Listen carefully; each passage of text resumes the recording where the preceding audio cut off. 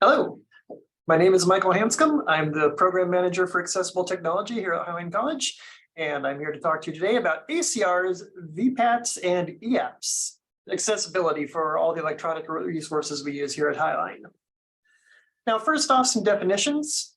An accessibility conformance report, or ACR, is a document that describes a given product's accessibility features. A voluntary product accessibility template, or VPAT, is the most common form of ACR, conformance report. And an equally effective alternative access plan, or EAP, is a plan for providing access to otherwise inaccessible content. Now that that's out of the way, who needs to know this stuff? Basically, nearly everyone who works here.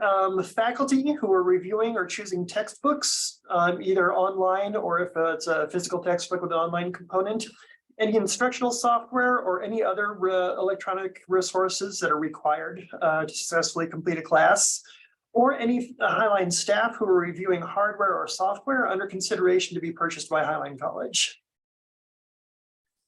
So what needs a conformance report and EAP? Basically, anything we're adopting and going to be using from here on forward. So any newly adopted commercial online textbooks, instructional software, required online resources, hardware and software used by the college. So as noted, physical textbooks, if they have an online component, purely electronic textbooks, any software used in class, or any hardware or software provided by the college that's used for day-to-day business or classroom instruction. Existing material may be used as is for now, although we do recommend reviewing and updating material as you have time, so you don't end up in a situation where someone needs access and you don't have it ready to go. Now, an accessibility conformance report. This is a summary of how well a product conforms to accessibility standards. Some products may meet some standards while failing others. These reports are a snapshot and can and often will change over time, especially as products are updated. Reports are a tool to assess the qualifications of a product, and no product is ever going to be 100% accessible. Having a conformance report does not guarantee that a product is accessible. Not having a conformance report doesn't mean it's inaccessible. It just means it's a little bit harder to verify the accessibility features. We recommend that any accessibility conformance reports should have been completed within the past 24 months. The more recent the report, of course, the more reliable it's going to be. And older conformance reports will be accepted, but they may be out of date and they may require additional work when crafting the EEAAP to go along with it. The Voluntary Product Accessibility Template, or VPAT, is the most common type of accessibility conformance report. Now, these aren't enforced standards, so different companies may have their own form of conformance report that may or may not match what's seen in the VPAT, but the VPAT is the most commonly used. Most of the VPAT is a series of tables listing accessibility criteria and then how well any product supports those criteria. There may be explanations of how specific features are supported, partially supported, or not supported. When looking at VPATs, there are 3 levels of compliance that we need to pay attention to. Level A is minimal compliance, and this is the baseline standard. This is the stuff that really should be there. Without these features, a product may be considered just completely functionally inaccessible. These are things like being able to navigate with a keyboard or making sure that video content has captions. Double A level is acceptable compliance. This is what we'd like to see. This is kind of our target level. Things like supporting alt text on images, logically organized headings. And then AAA is optimal compliance. Very few products will actually reach this or will reach this level. So these features are not required. These might be things like sign language interpretation provided for all audio and video content in the resource. Very nice to have, but not necessarily going to happen very often, although we hope so.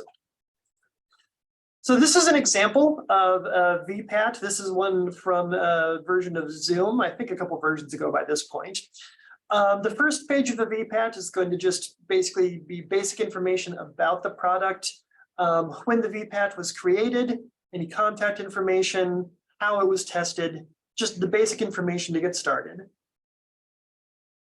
The VPAT will then move into, as I said, a series of tables. This is looking at some of the level A criteria for Zoom. So we have the criteria, the conformance level, and then remarks and explanations in the third column, going into a little bit more detail. In this particular screenshot, all of the level A criteria that are shown here are supported. This is a later page looking at some of the AA criteria. In this case, we have one part that says supports with exceptions, so mostly supported, but there are areas where it doesn't. And then we have one that says not applicable, which is just, this is something that Zoom does not do. So it's neither accessible nor inaccessible. It doesn't exist. Later on, here's a shot of the page when we get into the AAA section. And here we start seeing areas where it just simply does not support.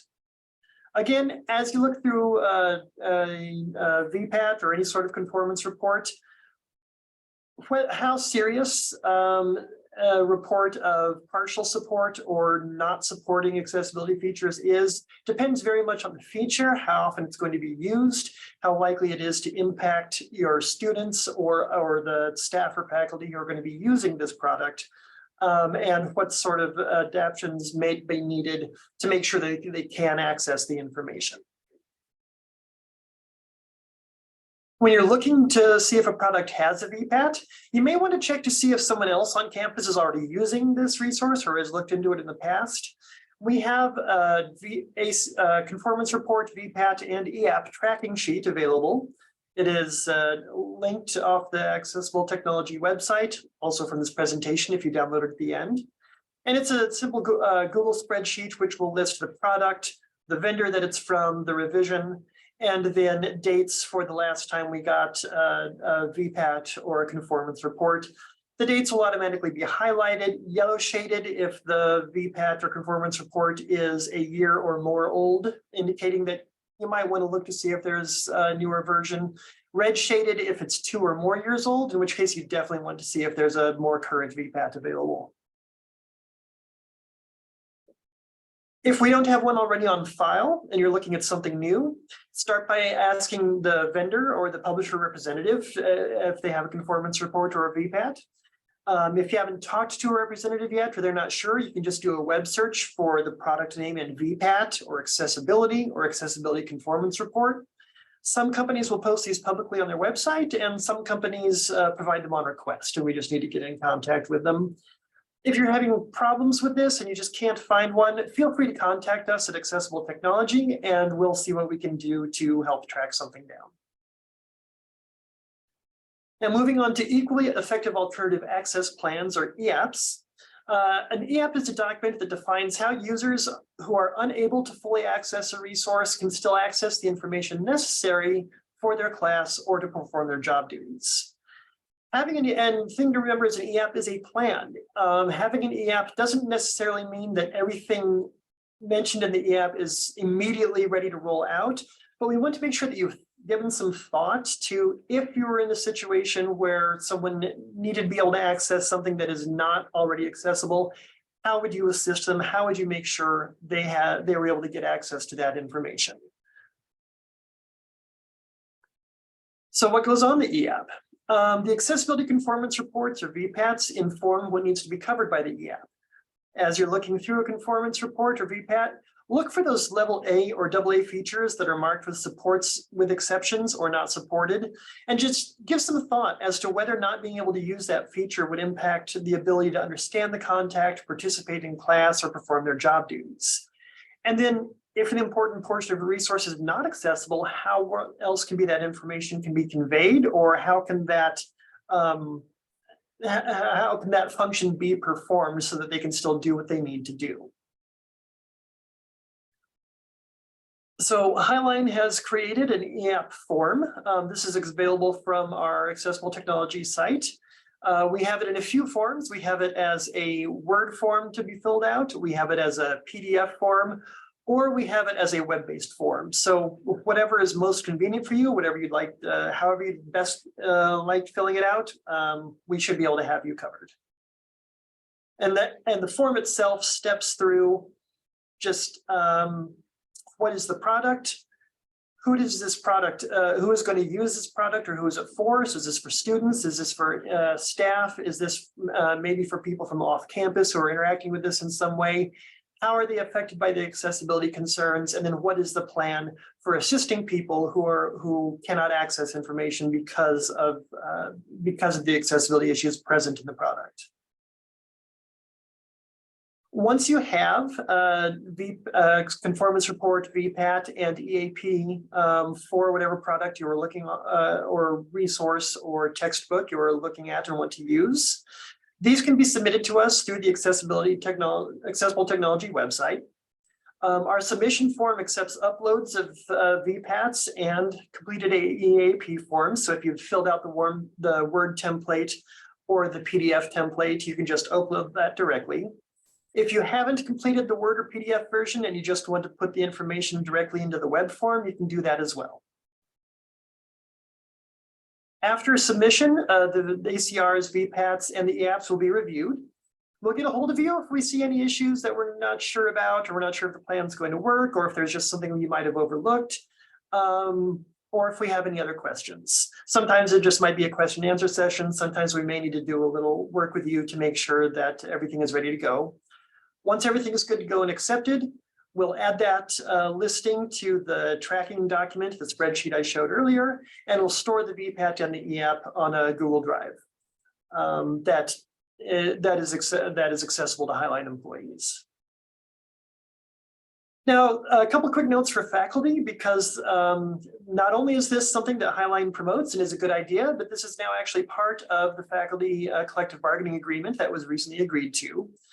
This particular section is covered in section 304.4.